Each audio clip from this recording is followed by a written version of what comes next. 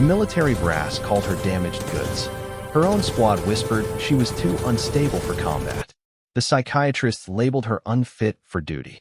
But on a blood-soaked ridge in Afghanistan, when her entire platoon lay wounded or dead around her, Sarah Chun would prove that sometimes the most broken people are actually the strongest. For 19 hours, she would stand alone against an enemy that outnumbered her 50-1, armed with nothing but her rifle, her training, and a fury that had been building inside her for years. This is the story of how a soldier they tried to throw away became the reason 23 men went home to their families, and why the Pentagon now teaches her tactics in their war colleges. But Sarah's real battle didn't begin on that ridge. It started 3 years earlier, in a place much closer to home. Sarah Chun stared at the recruitment poster hanging crooked on the community center wall.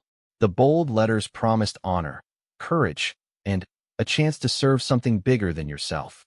At 18, with bruises still healing on her ribs and nowhere left to run, those words felt like a lifeline thrown to a drowning person. The recruiter, Sergeant Martinez, barely looked up from his paperwork when she walked in. Sarah had learned to make herself invisible over the years, moving through spaces without drawing attention. It was a survival skill she had perfected in her childhood home, where loud voices and breaking glass were as common as morning coffee. Her father had been a mechanic before the bottle became his full-time job. Her mother cleaned houses for wealthy families across town, scrubbing other people's toilets while pretending their own family wasn't falling apart. Sarah was the middle child of 3, caught between her older brother Marcus, who had inherited their father's anger, and her younger sister Lily, who seemed to absorb everyone else's pain like a sponge. The house on Maple Street looked normal from the outside. White picket fence, small front yard with grass that Sarah mowed every week, and wind chimes their grandmother had given them before she died. But inside, normal was just another word they had forgotten how to spell. Sarah's earliest memory was hiding in the closet under the stairs while her parents screamed at each other in the kitchen.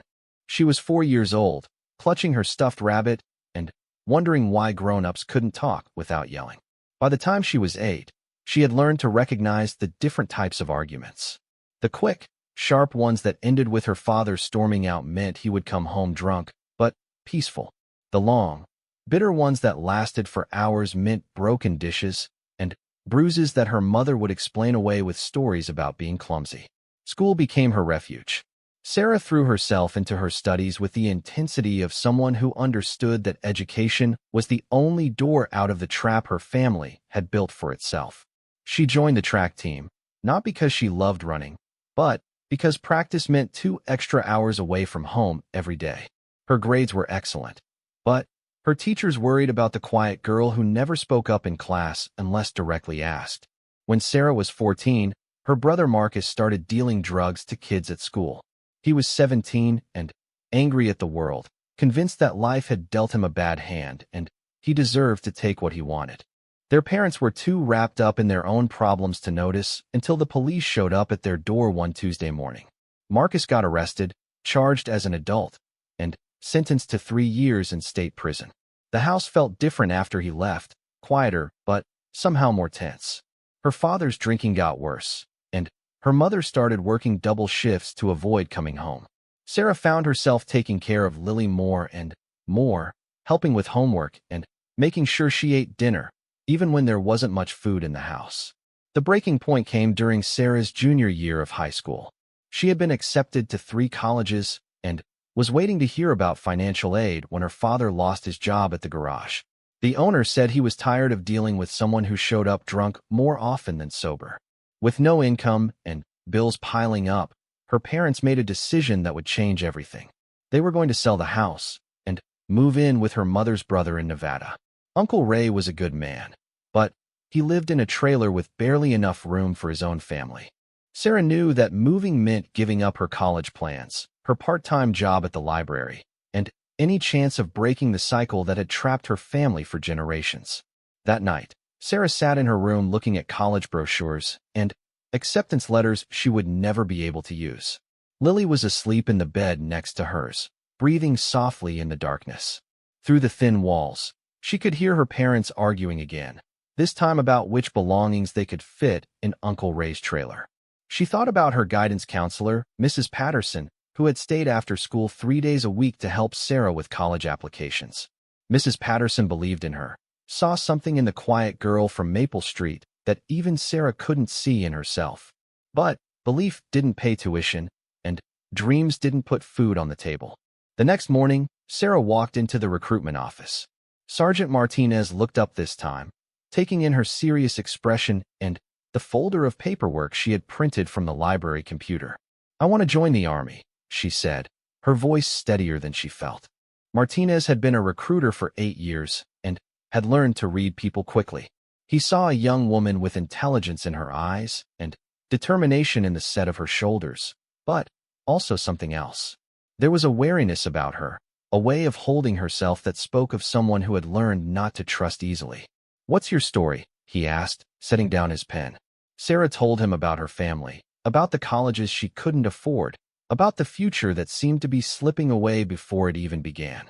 She didn't mention the fights at home, or the bruises, or the nights she lay awake wondering if there was something fundamentally wrong with their family.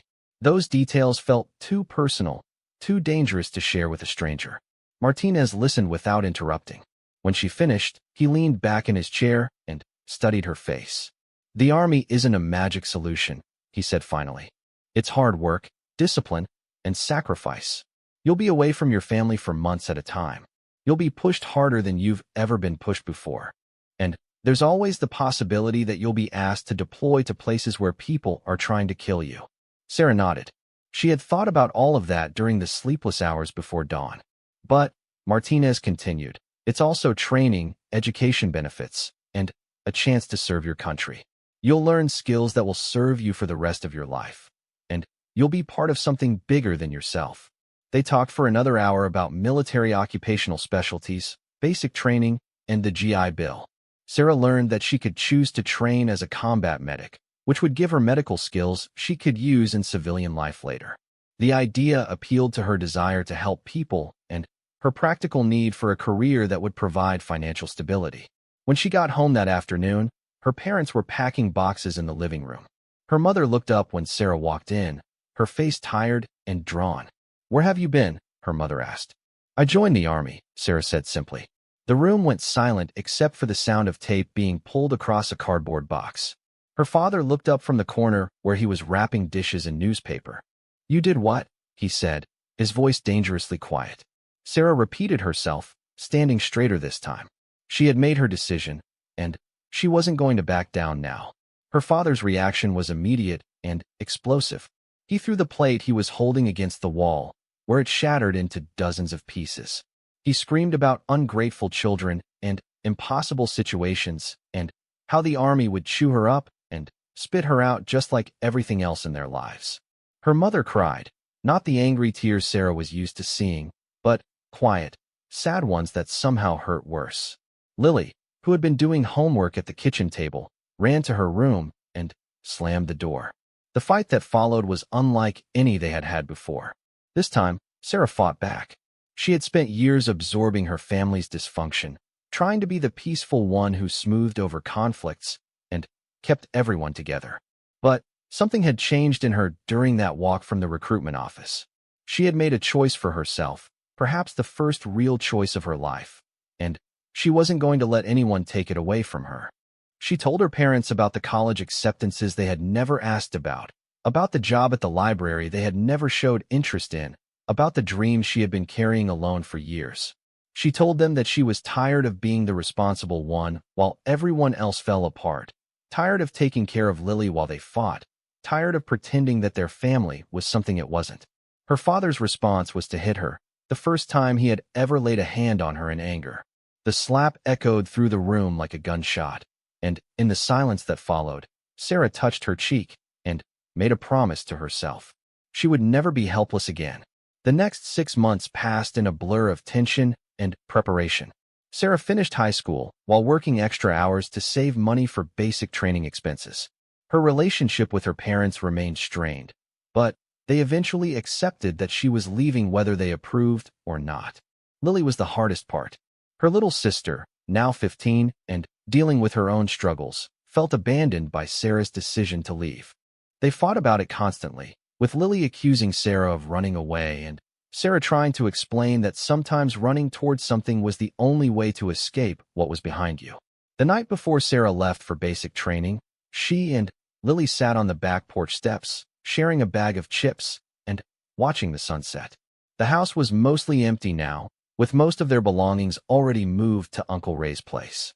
"I'm scared," Lily admitted quietly. "Of what?" Sarah asked. "Of them. Of living with Uncle Ray. Of you not coming back." Sarah put her arm around her sister's shoulders. Lily had grown taller in the past year, but she still felt small and fragile. "I'm going to come back," Sarah said. "And when I do, things will be different. Better." "How do you know?" Sarah didn't know how to explain the feeling that had been growing inside her since that day in the recruitment office. It was like a fire that had been smoldering for years was finally getting enough oxygen to burn bright. She felt dangerous in a way that had nothing to do with violence and everything to do with possibility. "Because I'm going to make them better," she said. The bus to basic training left at 5 in the morning from the downtown station. Sarah's parents didn't come to see her off. They had said their goodbyes the night before, awkward hugs that felt more like apologies for everything they couldn't change about their family. Only Lily was there, standing in the dim light of the station platform with tears streaming down her face. Sarah hugged her tight, breathing in the familiar smell of her sister's shampoo and trying to memorize the feeling of being needed by someone who loved her unconditionally. "Take care of yourself," Sarah whispered. "You too," Lily whispered back. The bus ride to Fort Leonard would took 12 hours. Sarah stared out the window at the changing landscape, watching her old life disappear mile by mile. She thought about the girl who had walked into the recruitment office 6 months ago, scared and desperate and running out of options. That girl felt like a stranger now. When the bus finally pulled into the reception station, Sarah saw dozens of other young people climbing down with duffel bags and nervous expressions. They came from all over the country, from cities and small towns and places in between. Some looked confident, others terrified, but they all shared the same slightly overwhelmed expression of people who had just made a decision that would change their lives forever. Sarah shouldered her bag and joined the line forming near the buses. A drill sergeant with a voice like a bullhorn was already shouting instructions about staying together and keeping their mouths shut. Sarah listened carefully, filing away every word. She had come here to learn how to be strong, and she wasn't going to waste a single opportunity to grow. As the group was marched toward the processing building, Sarah caught her reflection in a window. The scared girl from Maple Street was gone. In her place stood someone harder, more determined, ready for whatever came next. She didn't know yet that basic training would be the easy part, or that the real test would come years later on a ridge in Afghanistan where everything she was about to learn would be the only thing standing between her squad and annihilation. All she knew was that for the first time in her life, she was exactly where she was supposed to be. The alarm clock shrieked at 0430 hours, but Sarah had already been awake for 20 minutes, staring at the ceiling of the barracks, and mentally preparing for another day that would push her beyond what she thought possible. Basic training at Fort Leonard Wood was designed to break down civilians and rebuild them as soldiers, and after 6 weeks, Sarah was beginning to understand the process from the inside out. She rolled out of her bunk with practiced silence, not wanting to wake her bunkmate Rodriguez, who had been struggling with the physical demands of training. Sarah had learned that in the Army, you took care of your battle buddies, even when they drove you crazy. Rodriguez talked in her sleep, left gears scattered around their shared space, and cried quietly into her pillow some nights when she thought no one was listening. But Rodriguez also shared her care packages from home and had Sarah's back during the brutal group exercises that seemed designed to make them turn on each other. Sarah was learning that strength came in many forms, and loyalty was more valuable than perfection. The shower was ice cold, as usual, but Sarah had stopped noticing such minor discomforts weeks ago. Her body had adapted to the constant physical stress, growing lean and hard in ways that surprised her. She had always been athletic from her track days, but this was different. Every muscle had been broken down and rebuilt specifically for the demands of military life. More importantly, her mind had changed. The drill sergeants had a way of stripping away everything that didn't matter, forcing recruits to focus on the essential tasks of survival and mission accomplishment. Sarah found that the quiet determination that had carried her through her chaotic childhood served her well in this environment. While other recruits panicked during surprise inspections or broke down under the constant pressure, Sarah adapted. She learned to anticipate what the drill sergeants wanted before they asked for it. She mastered the art of moving quickly and efficiently without appearing to rush. She discovered that she had an almost supernatural ability to remain calm under stress, a skill that would prove invaluable in ways she couldn't yet imagine. Drill Sergeant Williams had noticed. Williams was a 20-year veteran who had served 3 tours in Iraq and had a reputation for being able to spot natural soldiers among the crowd of confused civilians who stumbled through his training cycles.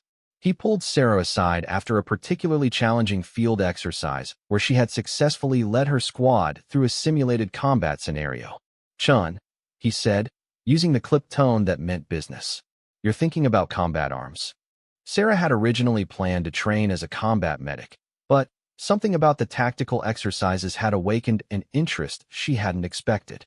During the simulated battles, she found herself naturally thinking 3 steps ahead, anticipating enemy movements, and finding creative solutions to complex problems. "I'm considering it, Drill Sergeant," she replied. Williams studied her with eyes that had seen too much war. "You've got good instincts, natural leadership ability. But combat arms isn't about being tough. It's about making decisions when people are dying and living with the consequences. You ready for that responsibility?" Sarah thought about her family, about the decisions she had already made that changed lives. She thought about Lily, still living with their parents, and Uncle Ray, depending on Sarah to follow through on her promise to make things better. "Yes, Drill Sergeant." Williams nodded slowly. "We'll see. Talk to me after graduation. I might have some recommendations for your advanced individual training." The conversation planted a seed that grew over the remaining weeks of basic training. Sarah began paying closer attention during weapons training, focusing not just on marksmanship, but on tactics and strategy. She volunteered for leadership positions during field exercises, learning to make quick decisions under pressure and take responsibility for the safety and success of her teammates. Her natural caution, born from years of navigating her unpredictable home environment, translated surprisingly well to military thinking. She learned to assess situations quickly, identify potential threats, and develop contingency plans. The drill sergeants began using her as an example during tactical briefings, praising her ability to think like a soldier rather than a civilian. But it was during the final field training exercise that Sarah truly understood what she was capable of becoming. The scenario was simple. Her squad had been tasked with defending a strategic position against a simulated enemy attack. They had been given minimal resources and told to hold their ground for 6 hours while reinforcements arrived. It was meant to be a test of endurance and teamwork, not tactical brilliance. Sarah was assigned as the assistant squad leader, supporting Jackson, a recruit from Texas who had natural charisma, but struggled with detail-oriented thinking. Jackson was well-liked by their teammates and had good instincts for motivating people, but when it came to actually planning their defense, he turned to Sarah for guidance. "What do you think, Chun?" he asked as they surveyed their assigned position, a small hill overlooking a valley where the enemy would approach. Sarah studied the terrain with the systematic approach she had learned in their tactical classes. The position had good fields of fire, but multiple avenues of approach that would need to be covered. Their ammunition and equipment were limited, forcing them to be creative with their defense. She identified the most likely enemy approach routes and suggested positioning their automatic weapons to create overlapping fields of fire. She recommended setting up false positions that would draw enemy attention away from their actual fighting positions. Most importantly, she developed a plan for falling back to secondary positions if their primary defense was overrun. Jackson nodded along, understanding enough to know that Sarah's ideas were better than anything he could come up with on his own. He issued the orders, but everyone knew the plan was Sarah's creation. The attack began at dawn, with opposing force soldiers advancing up the hill, using realistic tactics and blank ammunition. Sarah had positioned herself where she could observe the entire battlefield and communicate with their team members through hand signals and whispered radio calls. When the enemy attempted to flank their position from the left, Sarah had anticipated the move and positioned Rodriguez with the squad automatic weapon to cut them off. When they tried to use a depression in the terrain to approach undetected from the right, Sarah's early warning system of carefully placed lookouts spotted them in time to redirect defensive fire. For 3 hours, Sarah orchestrated a defense that completely frustrated the opposing force instructors. Every time they attempted a new approach, she had already identified the vulnerability and positioned her teammates to counter it. Her squad didn't just hold their ground. They dominated the battlefield in a way that impressed even the experienced drill sergeants observing the exercise. When the exercise ended, the opposing force commander, a staff sergeant with real combat experience, approached their position during the after-action review. "Who planned this defense?" he asked. Jackson looked uncomfortable, but nodded toward Sarah. "Chen did most of the tactical planning, Sergeant." The staff sergeant studied Sarah with new interest. "Outstanding work, recruit. You've got a natural feel for terrain analysis and enemy movement prediction. Have you considered infantry or armor?" That conversation led to another meeting with Drill Sergeant Williams, who had been quietly watching Sarah's development throughout the training cycle. Williams had connections throughout the Army and understood how to match promising soldiers with opportunities that would maximize their potential. "Chun, I'm going to make some calls," he said. "There are some specialized units that could use someone with your abilities. But you need to understand something first. The better you get at this job, the more dangerous the missions become. You sure that's what you want?" Sarah thought about the question seriously. She had joined the Army to escape her circumstances and build a better life for herself and her family. She had expected to serve her time, learn some skills, and use her military experience as a stepping stone to civilian success. But something had changed during basic training. She had discovered abilities she didn't know she possessed, and found herself genuinely caring about the welfare of her fellow soldiers. The idea of leading troops in real combat situations was both terrifying and appealing in ways she couldn't fully explain. "I want to be where I can do the most good, Drill Sergeant," she said finally. Williams smiled, the first genuine smile she had seen from him in 10 weeks. "That's the right answer. I'm going to recommend you for Ranger training after your advanced individual training. It's going to be harder than anything you've experienced so far, but I think you've got what it takes." Graduation from basic training was both an ending and a beginning.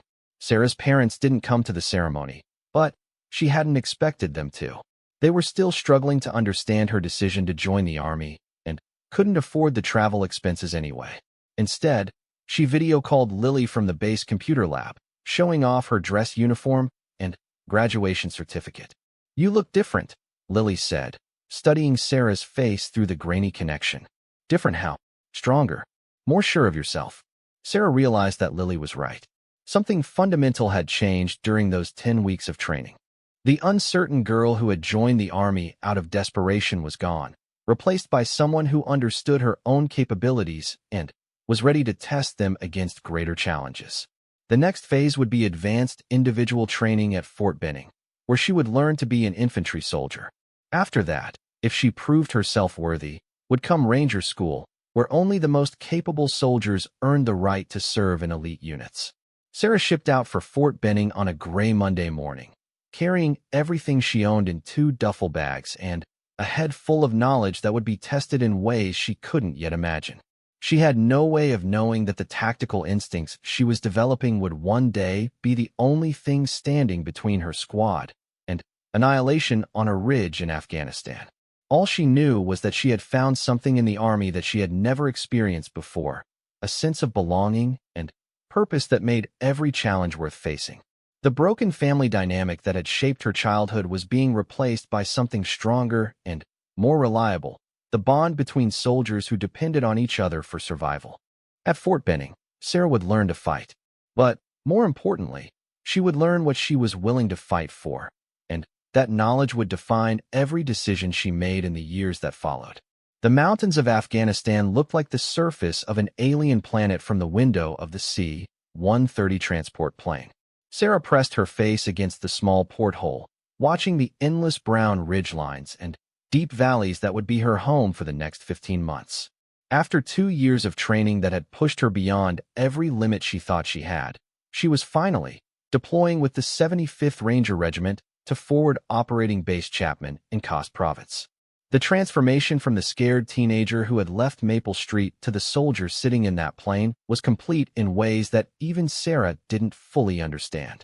Ranger School had broken her down and rebuilt her again, this time into something harder and more precise than basic training could have achieved. She had learned to think like a weapon, to move through terrain like water, finding the easiest path downhill, and to make life and death decisions without the luxury of time or perfect information. More importantly, she had learned to trust and be trusted by the kind of men who volunteered for the most dangerous missions the Army had to offer. Rangers were different from regular soldiers. They were volunteers among volunteers, people who had already proven themselves capable and then chosen to prove it again at a higher level. Sergeant First Class Marcus Thompson sat across from her in the plane, reviewing patrol maps and checking equipment with the methodical attention to detail that had kept him alive through 3 previous deployments. Thompson was Sarah's team leader, a career soldier from Georgia who had been fighting in Afghanistan since the war began. He had taken Sarah under his wing during their pre-deployment training, recognizing something in her that reminded him of himself at that age. "Nervous, Chun?" he asked without looking up from his maps. "Focused, Sergeant," Sarah replied. Thompson smiled. It was the answer he had expected from her, the same answer he had given his team leader during his first deployment. Sarah had learned to speak the language of professional soldiers, where admitting fear was acceptable, but admitting weakness was not. The truth was more complicated than her simple response suggested. Sarah was nervous, but not in the way civilians might imagine. She wasn't afraid of dying, exactly. Ranger training had taught her that fear of death was a luxury that combat soldiers couldn't afford. Instead, she was afraid of failing her teammates, of making a mistake that would get someone else killed, of discovering that all her training hadn't prepared her for the reality of fighting an enemy who wanted to kill her. But alongside the fear was something else, something that would have worried her if she had taken time to analyze it. Sarah was eager for combat in a way that surprised her. All the training, all the preparation, all the theoretical knowledge she had accumulated was finally going to be tested against a real enemy in a real war. Part of her, the part that had been shaped by years of chaos and violence at home, was ready to meet that challenge. FOB Chapman was a sprawling collection of concrete barriers, prefabricated buildings, and defensive positions carved into the rocky landscape of eastern Afghanistan. Sarah's first impression was of controlled chaos, with helicopters landing and taking off constantly, supply convoys rolling in and out, and hundreds of soldiers going about the business of fighting a war that had been going on for over a decade. Her squad was assigned to a small outpost called Firebase Restrepo, perched on a ridge that overlooked the Karangal Valley. The position was strategically important because it controlled access to several major infiltration routes that insurgents used to move weapons and fighters between Pakistan and the populated areas of Afghanistan. It was also one of the most dangerous places in the country. The firebase was surrounded by mountains that provided perfect cover for enemy fighters with mortars and rockets. Supply runs required helicopter support because the roads were too dangerous for ground convoys. The only way in or out was by air, weather permitting, and the weather in the mountains didn't always permit. Sarah's first week at Restrepo was spent learning the terrain and the routines that kept the small garrison alive. There were 32 soldiers at the firebase, including her 8-man squad, an artillery team, a communications section, and a small command group. Everyone had multiple jobs because there weren't enough people to specialize in single functions. Sarah found herself assigned as both a rifleman and an assistant medic, carrying extra medical supplies in addition to her combat load. She also became the squad's unofficial intelligence analyst, studying enemy patterns and helping plan patrol routes that would minimize their exposure to ambush. The enemy in the Karangal Valley wasn't the conventional army that Sarah had trained to fight. Instead, they faced a complex mix of local insurgents, foreign fighters, and tribal warriors who had been fighting outsiders in these mountains for centuries. They knew every trail, every cave, every hiding spot in terrain that challenged even the most experienced American soldiers. But They also made mistakes, and Sarah was very good at recognizing patterns and exploiting weaknesses. During her second week at the firebase, she identified a trend in enemy attacks that no one else had noticed. The insurgents were consistently targeting American patrols at the same time of day, suggesting they had an observation post that allowed them to watch the firebase and predict when patrols would move. Sarah spent 2 days studying the surrounding ridgelines through binoculars, looking for any sign of enemy observers. On the third day, she spotted a small flash of reflected sunlight from a position about 2 kilometers away that had perfect visibility of their patrol routes. "Sergeant Thompson," she called, pointing toward the distant ridge. "I think I found their lookout." Thompson looked through his binoculars for several minutes before nodding. "Good eyes, Chun. Let's plan a little visit tonight." That night, Sarah accompanied a 4-man patrol that approached the suspected observation post under cover of darkness. Moving through the mountains at night was dangerous work, requiring navigation skills and physical conditioning that only the best soldiers possessed. Sarah had both, plus an intuitive understanding of terrain that allowed her to find routes that offered concealment from enemy observers. They reached the position just before dawn and found exactly what Sarah had predicted: a carefully prepared hide site with clear views of Firebase Restrepo and the main patrol routes. The position had been used recently, with fresh food scraps and equipment caches hidden among the rocks. More importantly, they found maps and documents that provided valuable intelligence about enemy capabilities and plans. Sarah's observation and analysis had led to one of the most significant intelligence finds the unit had made in months. Word of Sarah's success spread quickly through the small community of soldiers at the firebase. She began to develop a reputation as someone who could see things others missed, a soldier whose instincts could be trusted when lives were at stake. The nickname Eagle Eyes started following her around, used sometimes mockingly but increasingly with genuine respect. But reputation brought responsibility, and Sarah found herself carrying a heavier burden during every patrol. Other soldiers looked to her for guidance in ambiguous situations, trusting her judgment about terrain and enemy movements. She began to understand the weight that experienced combat leaders carried, the knowledge that every decision might determine who came home alive. The transformation was subtle but profound. Sarah stopped thinking like an individual soldier trying to survive and started thinking like a leader responsible for keeping her teammates alive. She began studying enemy tactics not just to protect herself, but to find weaknesses that could be exploited to accomplish their mission with minimum casualties. 3 months into the deployment, Sarah's squad was tasked with a mission that would test everything she had learned about combat leadership. Intelligence reports suggested that a high-value target, a foreign fighter responsible for organizing attacks throughout the region, was meeting with local commanders in a village about 10 kilometers from their firebase. The mission was complex, requiring Sarah's squad to move through enemy territory, establish observation of the target building, and coordinate with a separate unit that would conduct the actual capture operation. Sarah was assigned as the patrol's navigation specialist and assistant team leader, responsible for getting them to the target location and back without being detected. The patrol lasted 18 hours and required moving through some of the most challenging terrain Sarah had ever encountered. They crossed 3 major ridgelines, forded 2 mountain streams, and navigated through dense forest that limited visibility to a few meters, all while carrying heavy equipment and avoiding enemy patrols that were actively hunting for American forces. Sarah's navigation was flawless. She led the patrol directly to their objective, found a concealed observation position that provided perfect visibility of the target building, and maintained communication with the assault force that conducted the capture operation. When the mission was complete, she guided them back to the firebase through a completely different route that avoided areas where enemy reinforcements might be moving. The mission was a complete success. The target was captured along with several associates, providing intelligence that would disrupt enemy operations for months. Sarah's performance earned her a commendation and recognition from higher headquarters as one of the most capable junior soldiers in the unit. But the mission also marked the beginning of a change in Sarah's relationship with combat that would have consequences she couldn't predict. She had discovered that she was exceptionally good at the intellectual chess game of warfare anticipating enemy moves, and finding creative solutions to tactical problems. More concerning, she had started to enjoy it.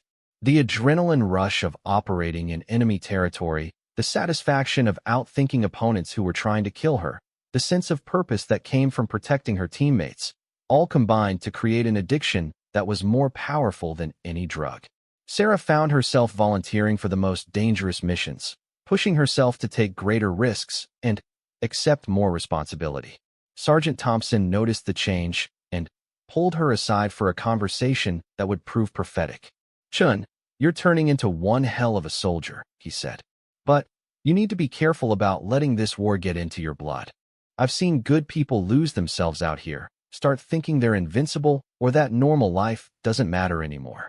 Sarah listened respectfully, but privately disagreed. She wasn't losing herself in the war. She was finding herself. For the first time in her life, she was doing something that felt completely authentic, using abilities she didn't know she possessed to accomplish something genuinely important. What she didn't understand yet was that war changes people in ways they don't recognize until it's too late. The skills she was developing, the mindset that was keeping her alive, the emotional distance that allowed her to function in combat, all were preparing her for a test that was still months in the future. When that test came, on a ridge that would be attacked by overwhelming enemy forces, Sarah would discover that all her training and experience had been leading to a single moment when everything she had learned about being a soldier would be the only thing standing between her squad and annihilation. But first, she had to survive 11 more months in a war zone that was about to become much more dangerous than anything she had experienced so far. The mission briefing took place in a cramped bunker at Forward Operating Base Chapman, with Colonel James Morrison pointing at satellite photos spread across a plywood table. Sarah sat with 11 other members of her platoon, studying the images of a ridge system that intelligence reports suggested was being used as a major staging area for enemy attacks throughout the region. "This is Hill 2387, Morrison said, tapping a photograph that showed a narrow ridge surrounded by deep valleys on 3 sides.